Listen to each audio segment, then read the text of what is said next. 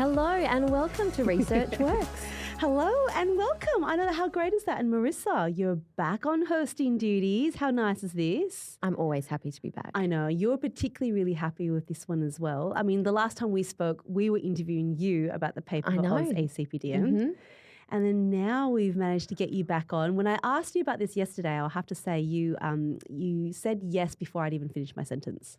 Yeah, I didn't actually check what I had on, but I really wanted to be part of this. And that is because who we're talking to today had a real impact on me at the conference. Yeah. So I would like to welcome today who was a panel member for the final presidential lecture at AusACPDM, Carol Shrader. Welcome, Carol. Welcome. Thank you. I'm so excited to be here.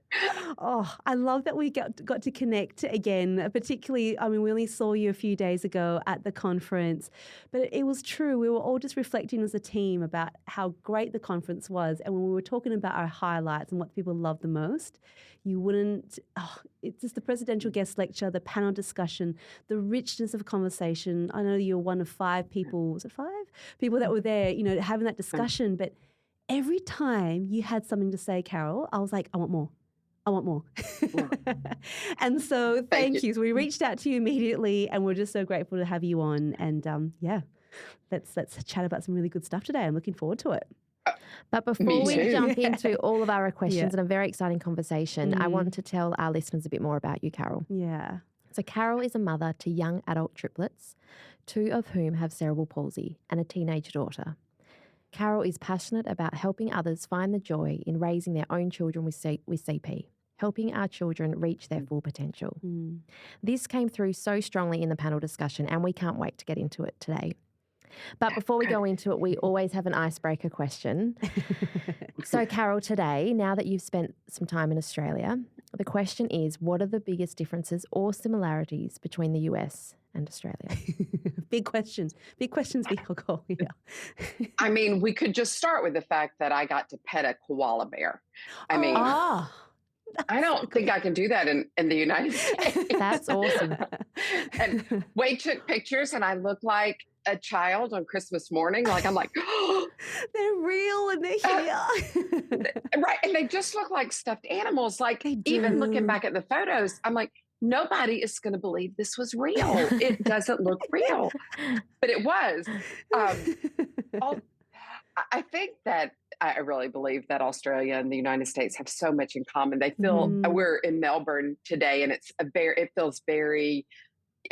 I feel like I know where I am. I'm walking around. Wade and I took in a show last night because it happened to be. Yeah, it's a lovely, lovely country. But y'all drive on the different side of the road. Oh, that's a good one. So yeah. I have almost gotten run over by a couple of buses because I'm looking this way and they're coming this way and I am just stepping out. Wade has grabbed me a couple of times like, you're looking the wrong way. That is so I like the koalas better than the traffic. Fair enough. Actually, it is quite off-putting, isn't it? And there's the whole road safety. You're right. You have to. It takes me forever to decide to cross the road because I'm just like, am I looking in the right way? Which way?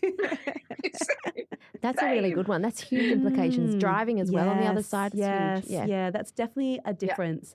Look, I'll start with the difference because it is quite funny and just so random and doesn't impact anyone's life in any way. You often hear that the toilet, when you flush the toilet, the water goes in the other direction, whether you're in the US versus Australia. And I was like, no way. Yeah. And so I did, when I was last in the US, flush the toilet and had a look to see which direction it goes. And I didn't have no idea what it is in Australia, but I did come back home and flush the toilet and went, it does go in a different way. Doesn't impact anyone's life. It's okay, I'm going to have to check that though. But I haven't even noticed. Right? Why? And who first noticed it? That now we all have to check it.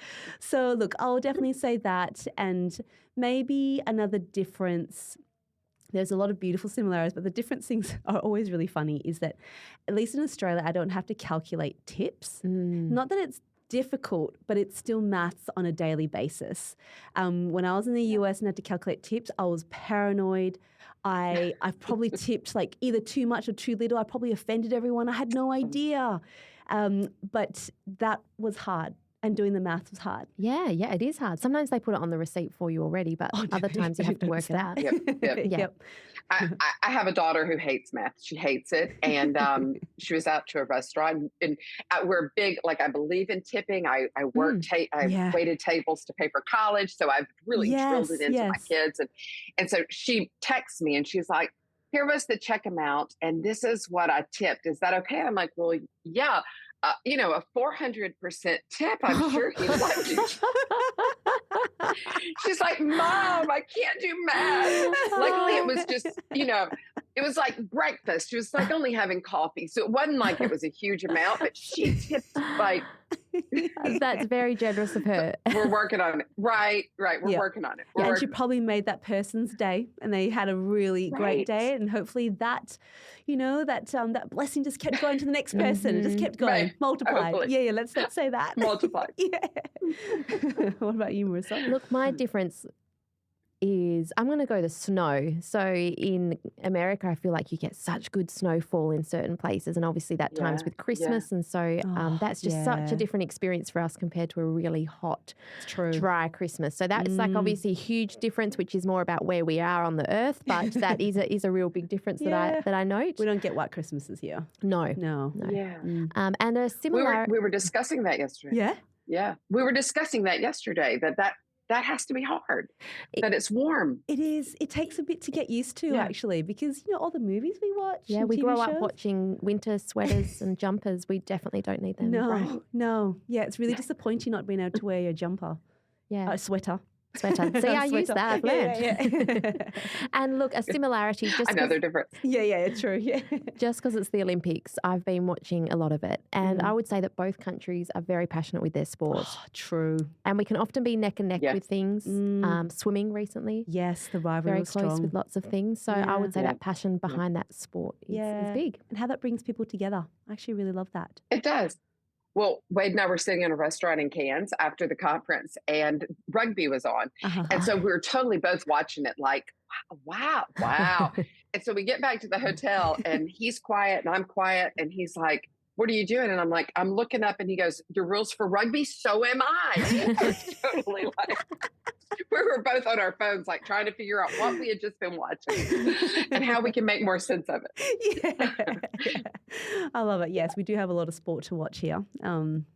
But it is fun, experiencing the different cultures. And I guess conferences bring people together, don't they? In a similar kind of way, I guess sport does. It brings people of the similar interests together and you get different kinds of perspectives. And Carol, we did speak with your husband, Wade, on the conference series. So it was only a short conversation. Again, could talk to him so much more. And he did give us a little bit of a snippet about your family, what we thought.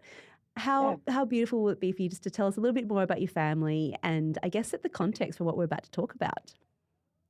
I would love to. Yeah, I would love to. You. So Wade and I, what you maybe didn't go into, because he's a guy and gives it a little more dry than me. We were college sweethearts. So we dated all through our university time, and Wade was an aerospace engineer major. So he took a job working for NASA as an aerospace engineer. And we got married immediately after graduation. Like we graduated one Saturday, married the next Saturday, and moved for his job the next Saturday. So it's a little bit crazy. It's like in the movies. It's amazing. I love it. Right? Yeah, I love it. Anyway, so we were pretty young. we were young, and he was working at NASA, and I was working in journalism communication stuff. And my father got sick, so my dad got sick, and we were in the medical field a lot. And Wade, in the meantime, was really going to work, and there'd be a sticky note on his computer that said, quit working on this. Congress killed it last night, right? Or whatever. So it was very frustrating. He began to feel that he was really just spinning his wheels. And in the meantime, we're seeing the medical world very up close and personal with my family. So he came in one day and he was like, what do you think about me going to medical school? And I was a new bride. So I was like, honey, I will support you in whatever you do. But in my head, I was like, no way am I going to be a doctor's wife. Like, I just need more attention than that, right? Like, that is not going to happen. I love that. But 4 years into our marriage, we moved to Chicago for Wade to go to medical school at the University of Chicago. So we got a job as dorm parents. So we had 80 undergrads at the university who called us, called on us for all things. 80. 80. Wow. 80. And we found out we were pregnant with triplets. So it was just a good time. I mean, Carol. a lot of fun. Wow. So we joke that in the middle of the night, I have newborn triplets that have just gone to sleep. And this young girl knocks on our door, and I go to the door, and she's like, the girls in my room are burning candle. They've got a candle burning, and I hate the smell of the candle. And I'm like, okay. She's like, you have to come deal with it. And I'm like, I want you to pay close attention. Just look at me. And I held up my finger and went, you go back to your room. She was like, okay. We were learning a lot, right, about parenting. Pretty early because we had triplets, and that's a developmental preschool. We knew that the boys were not reaching the same milestones as their sister. And so we began to be very hyper vigilant about everything going on in our home. Wow. Wade was finishing medical school when we realized the boys had cerebral palsy. In 1997, 8, 9, they were born in 1997. So in 1999, you were really waiting to that 2-year mark before you received a diagnosis. Wow. I'm thrilled with the research today that allows us to help parents earlier. We had started some early intervention, but really that firm diagnosis came just as Wade was finishing medical school and heading to residency. And so we began a path of excruciating hours for him. He was really devoid of time for emotional issues or physical issues or anything, right? It was all about residency. And in the meantime, I'm at home with these beautiful babies, but everything I do is trying to help them reach a milestone and get there. And then to convince him, because he's not seeing them until they're either sound asleep or very tired. Of course. I'm trying to convince him that they're going to be okay, right? They're going to be okay. Yeah. So it was a really hard time, those early years. So a lot of that is why I'm so passionate about helping other moms. I think that we have to move, I have to help moms move forward because that season is so emotionally fraught. So that's why I'm delighted to speak with y'all today and talk. Now, I will tell you that I'm going to fast forward a couple of years and say that when the triplets were 7 and 8, I really wanted another baby. And we had a little girl. So she was born with 8-year-olds and a mom and dad who are standing over her telling her she's wonderful. So she's 18 now. She still thinks she's the center of all that, and we all treat her like she is. But yeah, so that's our little family. Gosh. Yeah.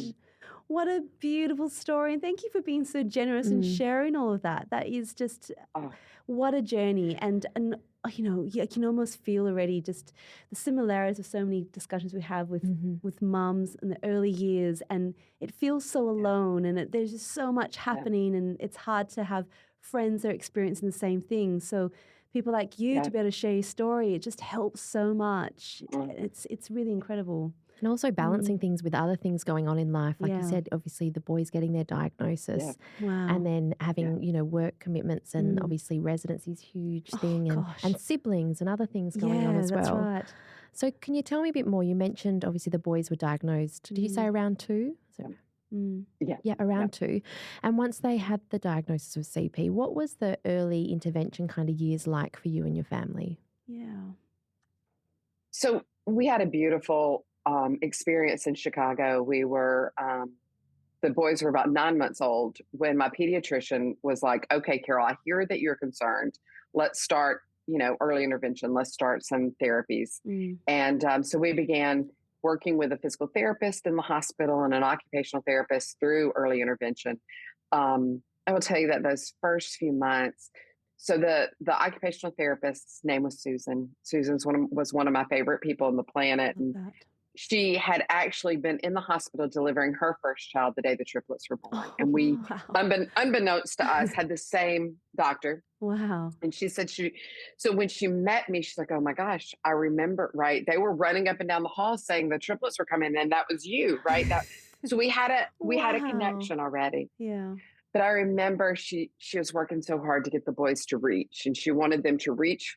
She's holding these beads and she wants them to grab them. And Claire loved these beads. Like we would get home and she would have them in her diaper, like I'm taking these home with me. But my boys were not so excited about these beads. Like I kept thinking, find something they want to grab. And so one day I just looked at Susan and I had been trying to ask this question for weeks, but I didn't really want to know the answer. But I looked at her and I was like, I need to know when we're working on the big stuff. When are you going to get them crawling? Yeah. Right? When are you going to teach Benjamin to roll over? Yeah. And when are we? And I had tears running down my face. Susan had tears running down hers. And she was like, right, we've got to do some background work first. Like we've got to get them reaching. We've got to get them trying to engage. And she was like, but I believe in these boys, right? We're going to make them work. And we both just wiped our face and we got to work. And I never felt like I had to ask the question again. So the early intervention was, I say that more for me than for the boys. I needed someone holding my hand through those early years. Yeah. They weren't, it's very hard to be the mother and trust your instincts when you've had premature babies who were in the NICU for a while.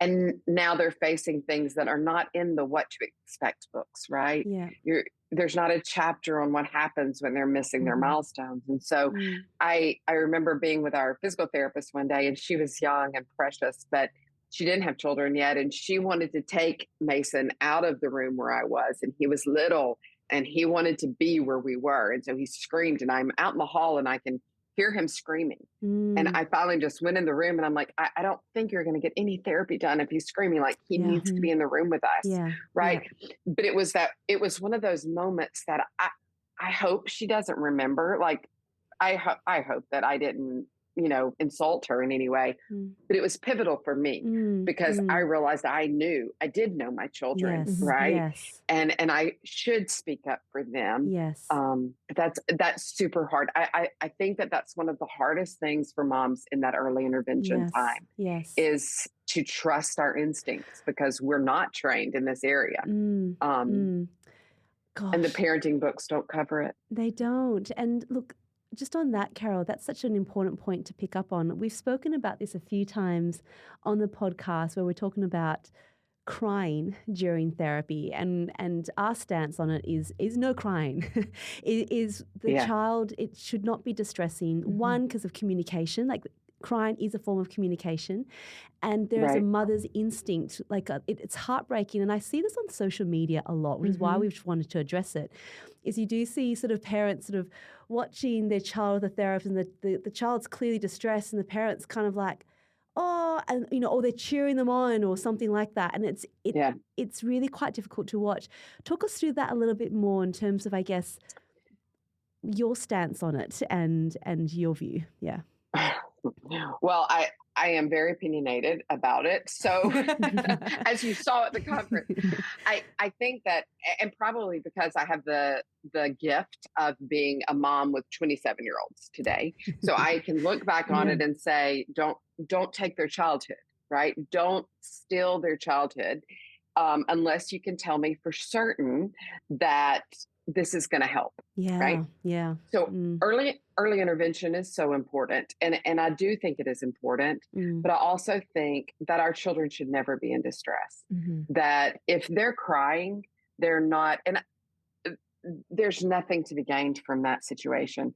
I tell my kids today, when they call me from grad school or whatever, and they're stressed out and they're very upset. And I'm like, you need to leave your apartment and go do something fun. I don't have time to do that. And I'm like, you can accomplish nothing. That's right. In this state. Yes. Our brains do not work when we're distressed, right? And that's the same for infants. They can't learn a new skill, No. if they're so distressed, there's nothing to be gained from that. Mm. And so I do think at that point we need to be engaging with mom and allowing her to comfort. Yes. And if that means we send her home Yeah. and say, y'all, this doesn't need, nothing else needs to happen today, Yeah. right? Yeah. Then that's what needs to happen. I feel pretty strong. Now, I need to say that that same therapist that when he was 9 months old, she wanted Mason to cry. She very quickly learned his personality. And by the time he was 18 months old, she knew that he would do therapy much better if he had an audience. Yeah. And so she gets this little K walker and she puts him in the hall of the hospital and people are clapping. They're just kind of lining the corridors clapping. And he just, he took off, right? He was so happy. And so he did. He took his first steps because there was an audience to clap for him. Yeah. Right. So I think it's important. So the triplet that doesn't have cerebral palsy is an occupational therapist. And she knew she wanted to do that since she was 14 years old.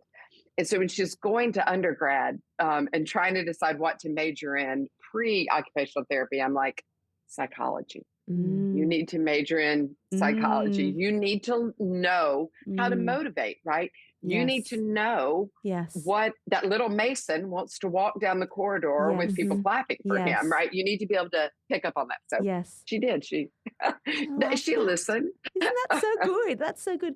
But we talk about that a lot too, and it's so lovely to hear you say it from your perspective because, you know, we can work on the motor skills, we can tick them off, but actually what we're more interested in is developing a human being that's going to live a lovely, beautiful, wholesome life. And cognition, we spoke about that at the conference a fair bit, but actually what motivates them is huge. Yeah. That's everything. Yeah. It's huge. And even I love how you said about the importance of childhood. So whatever we are doing, if we are intervening with therapy, you want to make sure it's the right stuff that you're doing, that we're doing. Yeah, because you don't want to take away from what childhood is, even if that's just having time with your parents and having that attachment. That has a huge importance. Yeah. Probably a good time to talk about it now then, Carol, is how did you make your choices about what therapies to do? Because fortunately, I suppose, the time that you were bringing them up during those early intervention phases, there was no social media. So that's actually a really good thing. Right. But, you know, in terms of making your choice and what were you willing to trade time for? You know, like, because it sounds like you were really thoughtful about what you were doing and how much. And well, I sound like I'm thoughtful today. I think there were days, and while we didn't have Facebook, they were they were 10 when Facebook kind of came out, but we did have like parent email chains. Do you know what I'm talking about? Are you familiar with those? So you'd be on this group of cerebral palsy families that you don't know. They're all over the world, and they're talking about, rhizotomies and conductive ed, and there's just all this noise. Yeah. I knew in my gut that I didn't want the boys to spend 8 hours a day doing therapy. So Benjamin is my son that's in a power wheelchair. And even in early intervention, his occupational therapist would often, I would, be there and she would say, we got nothing done today. He asked me what movie I liked or I saw this weekend. We started down a path of talking about the movie. The hour was up and I realized he had totally manipulated me, right? Like he was he knew at a very young age what he was interested in, and it really was not moving or manipulating anything with his hands. So, so I knew, right, that was not his thing. Mason wanted to move, and Mason, so spending more time on physical activity was important for him. But for us at 4, when we're getting therapy in the schools, so the kids are in preschool, they're getting therapy there. We're still doing 1 hour a week in the hospital with the rehab team. I let them pick what else they wanted to do. And I had triplets, so they couldn't pick 15 things, but they could all pick one. And so, right, we were doing like Boy Scouts and Girl Scouts, and then they could pick an activity. But Mason wanted to do gymnastics. and I found this wonderful gymnastics studio where the woman who owned it taught special ed physical education in the school system. And so she had just enough knowledge, and she was a great gymnastics coach, and she was willing to put those two together. And he had the best time, learned more about his body and how to control it. Yeah. So at a young age, I figured out that we had to find a way for them to do the therapies that were fun, right? They were only going to move and try to understand their bodies more if they were driven in that area. We signed Benjamin up for a theater class, right? Right. So it was important to let their interest be our North Star. Yeah. And I think that's something I need parents to understand, is that we have to get out of their way. So can I just tell you when I knew I had to get out of my way? Because I think this is a crucial part of our story, is that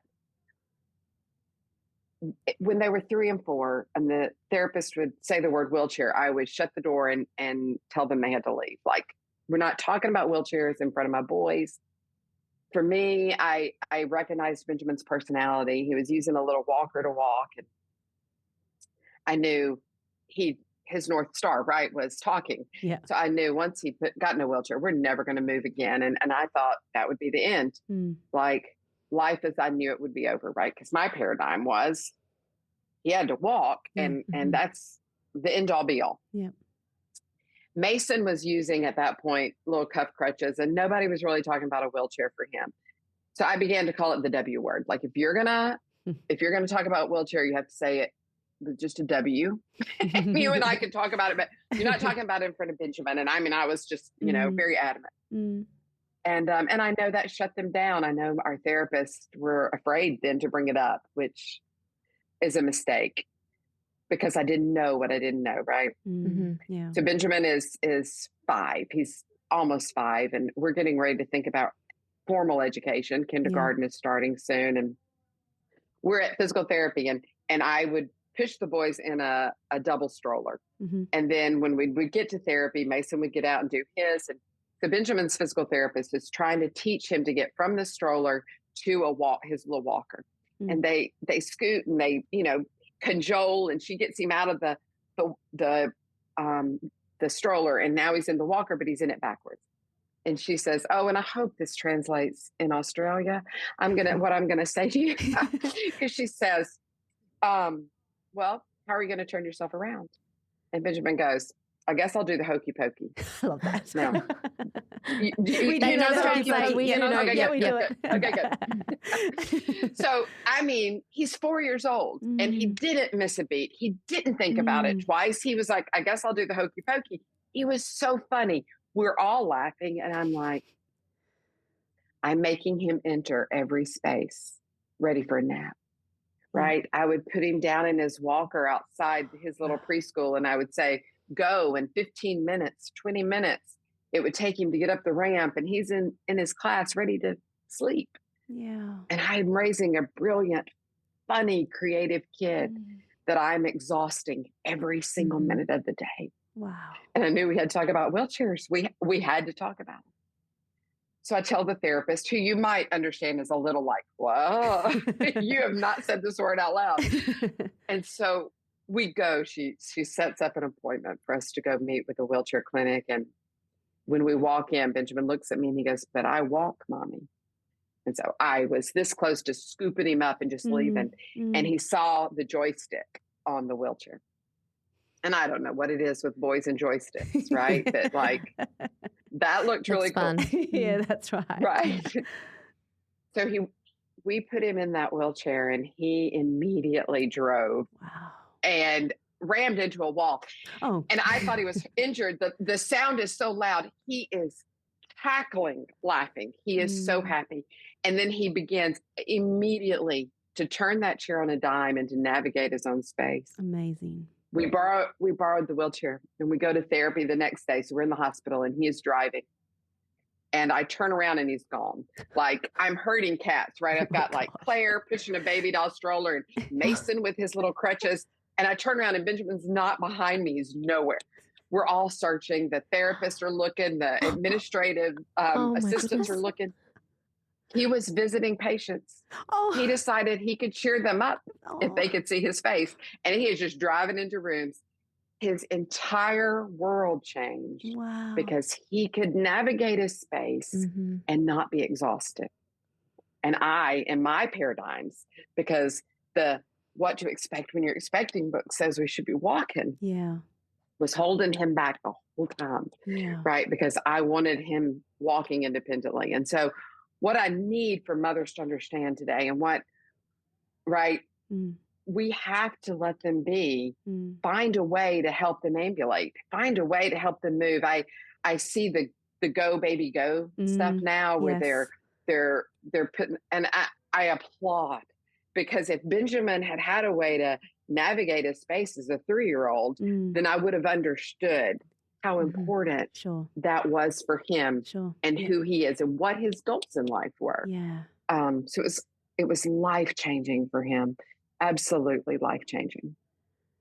Gosh, that is the most compelling, the most strongest description of that whole process that we know that families agonize over, because it's true. We're so walking is that's that milestone that just continuously sits there, and the talk about being in the wheelchair feels, I think from the way I've heard it, it almost feels like you failed. Like you didn't quite do enough therapy to get to that place. So from your perspective, Carol, that was a journey that you went on, and a true moment of realization. What sort of advice would you give to, us as therapists or for families, if we're seeing this? Do we give it space? Do we introduce the concept early? Like, what do you think would be really helpful? I think, and I've obviously thought about this so much, like what would have made the difference? And there are a few things. First, you need to know that moms can only hear what they can hear. So you may be saying the same things every week. It feels like every single time you see this patient, you're saying the same things. But the emotion of the acceptance process is so hard that mom may not hear it the first 5 times you say it. Right? We're just convoluted. We're processing so much. What I wish I had known, and so this is what I would say to you, is talk about the benefits of navigating your own space. Benjamin today at 27 still has some spatial issues, right? Like he can't, if you tell him to go left or go right, he can drive through Times Square without a problem because he thinks New York is all that. I would love to get him in Melbourne. I think he would love it. But, if I tell him, you want to go to a store that you're going to go out of this building and go left, he gets confused, and he has this spatial awareness issue. How much space do I have to turn? Those are things that we develop by navigating our space earlier in life, right? Right. But I didn't know that until it was too late. So if we're telling moms, look, we know we want to be walking, we're going to continue working with the walking, but let's get Benjamin in one of these baby, small, tiny wheelchairs and let him at least experience navigating his space. I think that it changes things, right? When we're talking about, we want you to develop to be your absolute best self. This is one of the keys to doing that is spatial awareness. So we've got to have powered mobility at an earlier age if we're going to do that. That's how I think it should have been. If it had been presented to me that way, I think I would have been like, oh yeah, no, I need him to be able to do it, right? Right. It probably still would have taken 10 times. Like you're still going to have to say it a few times. I probably still would have had a moment of, no, that's a W word. We're not talking about that. But I think I would have heard it louder if we were talking about it being for his intellectual development. Right? Yes. So giving that bit more reasoning and I guess the why behind what we're saying. Yeah. So powerful. Yeah. We're not giving up. We're not giving up on gross motor skills. That's right. We want to help him be his very best self. Yeah, it's not one. We've talked about this a lot with Peter Rosenbaum, Ginny Pally. We're not saying one or the other. We're talking about the No. and we all have so many different ways of moving and doing things, right? So it's okay if we can do it in different ways. Yeah. I love this, Carol. I'm nodding my head a lot to everything you say. But I wanted to talk now about, we spoke a little about early intervention and school, and now obviously your boys are 27, so moving into that post-school life, and what was that like for you and your family? Yeah. Well, we're there still, so it's hard a little bit. I will say that when Wade was in residency in those hard years, he would come in and we would have one date night every 6 months or something. And he and I would go out, and he would immediately start telling me about how in the middle of the night, he is sitting up in the call room bed going, how are they going to go to college and what's going to happen? And I'm like, I'm just trying to keep him fed. Yeah. Like I'm the day to day is killing me, and you're somewhere in the future. I need you to come with me, right? Yeah. Yeah. So the night before Benjamin started college, I was losing my mind. I'm like, how's he going to navigate campus, and what's that going to look like for him? And Wade looks at me. He's like, welcome. I have been waiting for you here for 18 years. Right? So we talk a lot about the fact that college felt to us like an end all be all. Like if we could help them successfully navigate that, right? Yeah. That was such a life goal, and they did it. And they did it beautifully, and they graduated. And now what? So Mason is my son that uses crutches to walk. We call them power sticks at our house because he started using them at 3, and crutch is a stupid word for a 3-year-old. So I'm going to use that now. Yeah. Right. We call them power sticks. Right? Yes. He still uses power sticks. He is working on his PhD in bioarchaeology at Brown University, which is one of the best of the best in the States.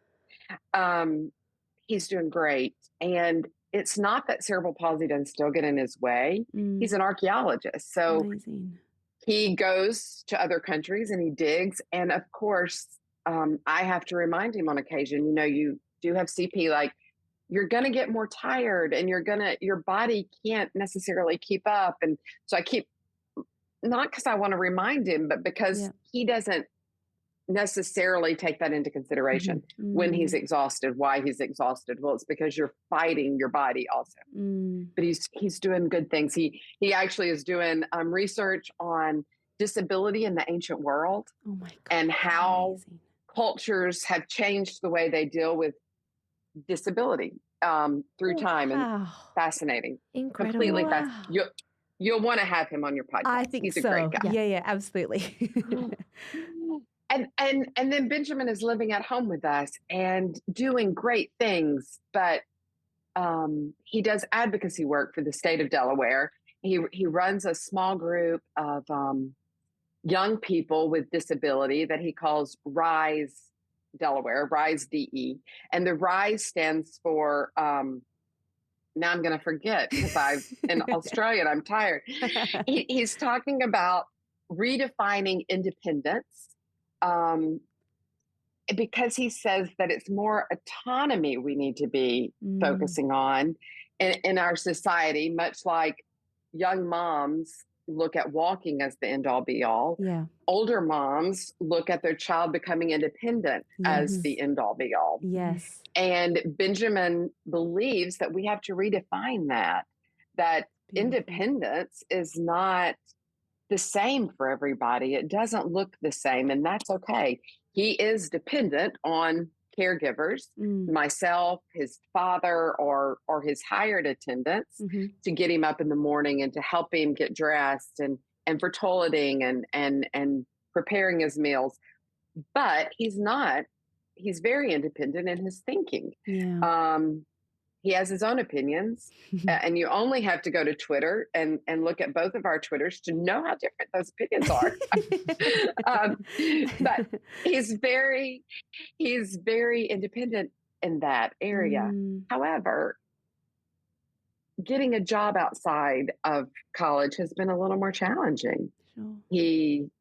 It's hard to find the right place to be hired when you require an attendant to come with you. The pandemic, while it set us back in many ways because he was locked down for his health. It also opened doors because now so many of his meetings are by Zoom, which is super easy to navigate. Yeah. But I feel like we're sort of in a never land. It takes so much energy to train and hire attendants who can provide his care that some days he doesn't have anything else to give, right? Yeah. He does like to do a lot of political work. I tend to ask him, like, what is gonna light your fire? Like, what makes you just think this is what I want to do today? And he definitely has ideas, but reaching those seems to be a little harder to navigate with a power wheelchair. Okay. And so I do think that's we're in a weird place. We're in a place that maybe we didn't worry about enough when they were younger, because we had this other image, and now we're trying to navigate it. So we're doing work. We're doing Benjamin and I both work in the state of Delaware to work on employment opportunities for people with disabilities. I don't know how it is in Australia, but in many states, they can pay sub minimum wage if you have a disability, which should be outlawed everywhere. Right? We shouldn't get paid less because our body doesn't work the same. Yeah. So we do a lot of advocacy work on that. Yeah. It is, Benjamin says, a full-time job to have a disability. There's a great advocate in the States. She passed last year, but Judy Human, who did a lot of the accessibility law work in our country. And one of the things she says is that, and I'm not quoting her exactly, but she says the tragedy is not in my wheelchair and my physical disabilities. The tragedy is that society refuses to acclimate so that I can access everything I need, right? Yeah. And so I'm driven by that every day. Like we have to knock down more roadblocks for our young adults to be able to go pursue their dreams. And I think today we're just in a place that we're knocking down roadblocks for Benjamin. And so I'm not sure what tomorrow holds. He's wonderful and amazing. And you would also I would love for him to have been at the conference. His seat at the table would have been fabulous in that presidential address. I feel like we need to speak He's with very him as articulate. well. I think we're speaking with everyone in your family, Carol. But on that, Carol, so that's where we are. Oh gosh, it's always tricky to be in a place where there's no real answers for just yet. You know, you've got all this, lived experience of growing up, and that we can pass that on, and everyone can benefit from that. But it's something that I know that we do need to think about more. Children do become adults, and they do. Even more so your point about the fact that you don't want your child spending all their time in therapy, because it's about life and finding something that you are passionate about. But it's also hoping that, us together as a big body can start really advocating for it, not just talking about therapy and the goals that we have set there. There's just so much more to life. And there is. There's a role for every single person to be playing in that. And look, I don't know the answers for that either. And a lot of it probably does hold a lot in policy and trying to have that kind of influence, because it feels a bit like unless there's a policy about it, it's not going to move forward, right? It does feel that way in a way. Yeah. Is there anything that you would advise for us to do as a community? Some of the things that you're seeing right now, what can we be doing? I think you're doing beautiful in Australia, by the way. Like, we have seen such great access everywhere we've gone. And so it's exciting. I know that Wade today at the Royal Children's Hospital is there because they have set the bar and he wants to, to learn. Yeah. But I think we have to keep advocating for not differentiating. Like, the jobs should be available to whoever is best qualified, regardless of a wheelchair or not a wheelchair. We say, we don't want you to see the wheelchair when you look at Benjamin. Now, you have to see it in a way that means you don't invite him over and you have 16 steps to get in your front door. But really, who is he? He is so much more than his cerebral palsy, right? Like that is, and so if we're working as a society to see worth in our fellow human beings, that's what we want, right? Yeah. Everybody has worth. What we presume competence, right? Like yes. presume my worth, and if we do that for everybody. When we were in Minnesota for training, and it would snow a lot. That snow we were talking about, and I would get to school, and they would have shoveled the snow into the ramp to get into the school, and I would always be like, no, like you can't shovel the snow into the ramp. Benjamin can't get in, right? Like all the kids can walk up a ramp, so let's clear the ramp, and then everybody gets in, right? It's that mentality. That's right. How do we spread that mentality that if we're presuming confidence in me and in you and in Benjamin, right, it's better for the greater good. That's right. That's right. Yeah. Beautifully said. Yeah. Carol, I just love your passion behind this, and I think I'm excited to see what comes from that will continue to come from that. And look, we could talk to you for hours and hours, and I still have so many questions. Yeah, I would love that. And we may just have to get you back. But for families that may be struggling to think about what the future might hold, what word of advice would you give them? Knock down your own paradigms as a parent. Let your child lead the way. I signed Benjamin up for a power soccer program when he was about 12. I drove him an hour and a half to get there twice a week. I thought this was the most brilliant thing. He would learn to play a sport. Everybody wants to play a sport.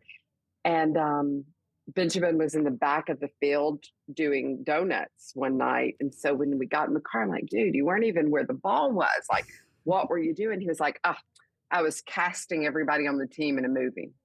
Like, yeah, this is not your thing, right? Like, you do not care about sports. Yeah.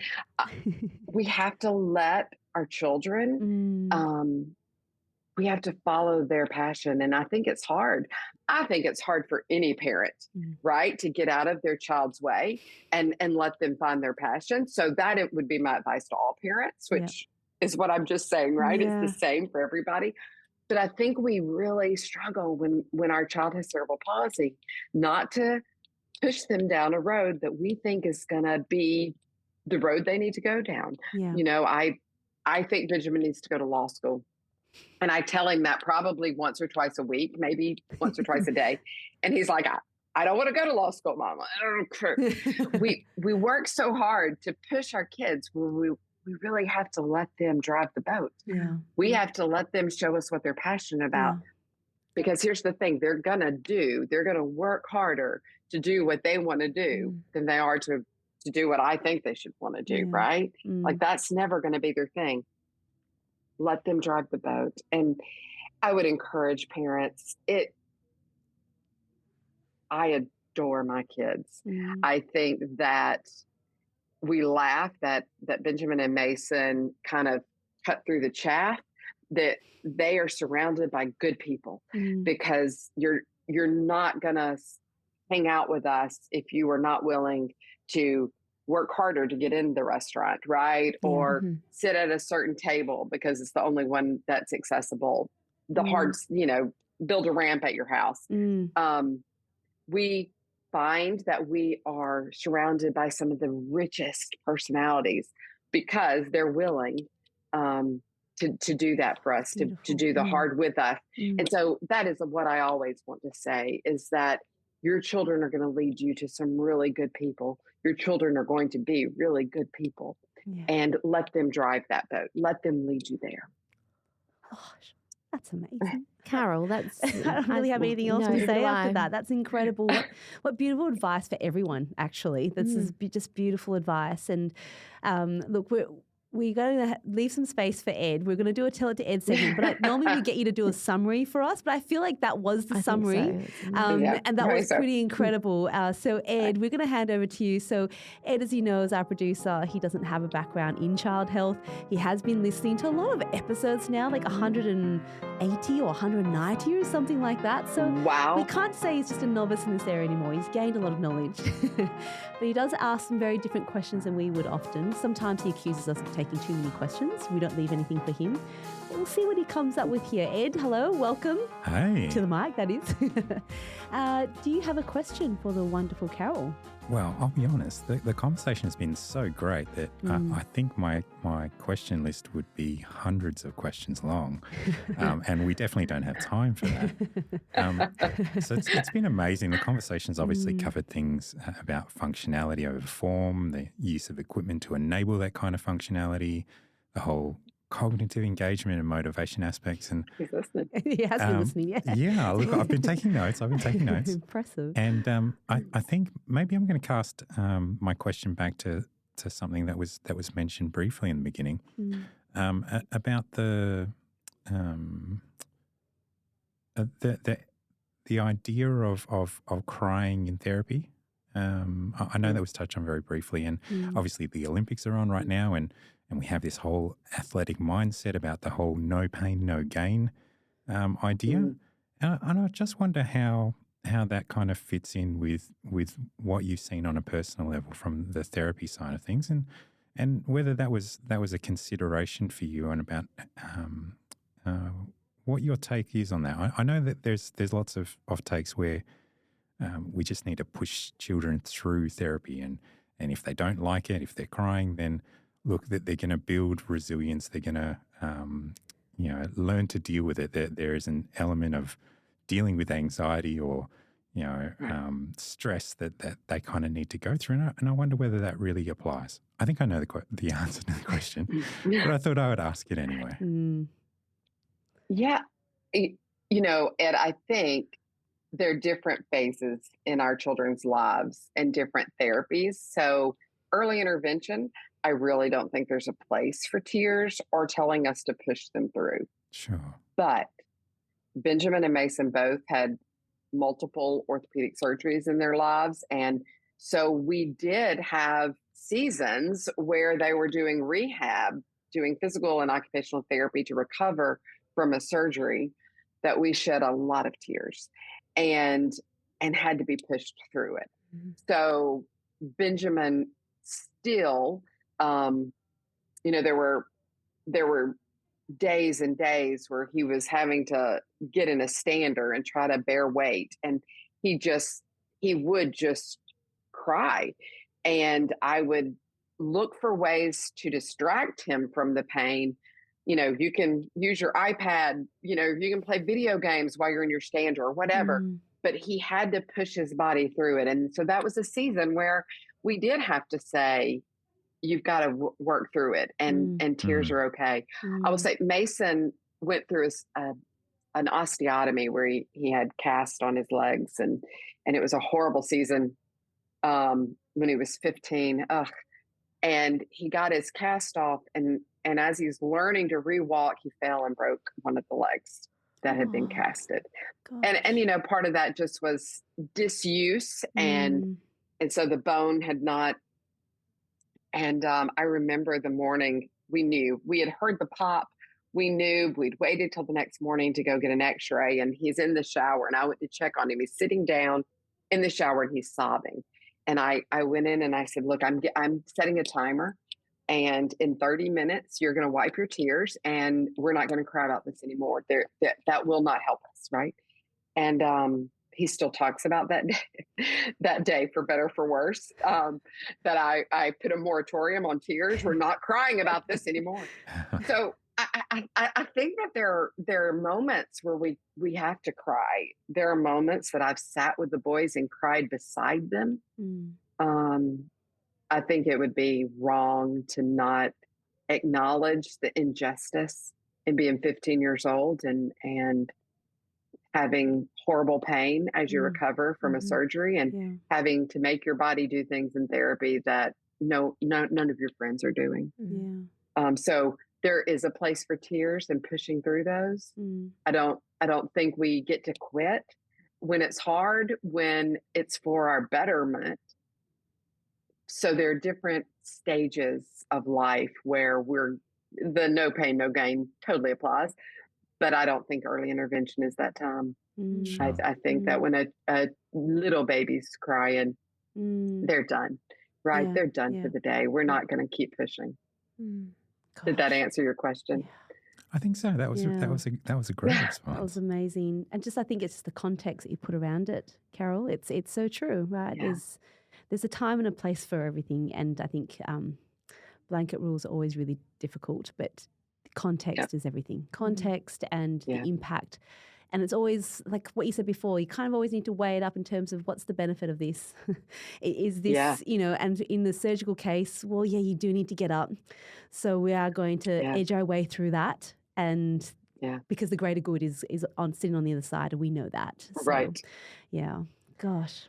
Carol, thank you so much. I'm going to share this with my friends and families, everyone to listen to, because you speak absolute words of wisdom. So we're just so grateful for you making the time today. Yeah, thank you.